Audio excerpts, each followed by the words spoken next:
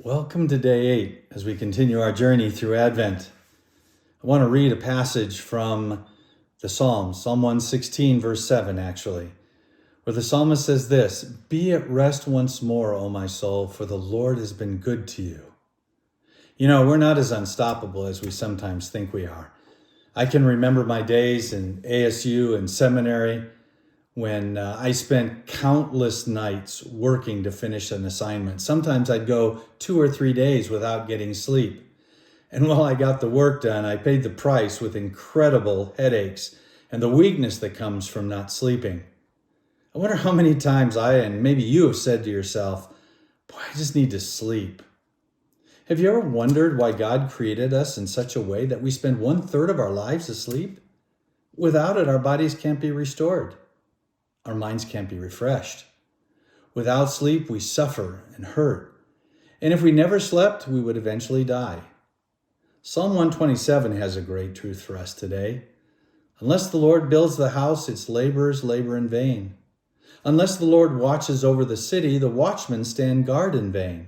In vain you raise up and stay up late, for the Lord gives sleep to those he loves. Or as another translation puts it, he gives to his beloved even in their sleep. The truth is, God has woven into the very fabric of the universe a sacred rhythm of work and rest, which we often disregard to our own pain. We're designed to stop what we're doing and close our eyes for a few hours each day. We have to recognize our limitations and rest, even for a little bit, before jumping up and getting back into work. You know, someone once said that sleep is a physical humility. It's an acknowledgement of God's greater power and our trust that he works and watches even when we're asleep. It means believing that he gives to his beloved even in his sleep. It's no secret that my favorite fast food restaurant is Chick-fil-A. I eat there 3 to 4 days a week. Never on Sunday though, and you know why? Chick-fil-A is closed on Sundays. They refuse to operate on Sundays. They work 6 days and rest 1, regardless of the massive revenue that they're losing. Not one single Chick-fil-A is open anywhere in the world on Sunday. Why? Because they believe in a greater, which by the way is a biblical value, in operating only 6 days each week. They understand the biblical value of rest. Tell you what, when we're done here this morning, take a couple of minutes and look up Exodus chapter 20, verses 8 through 11.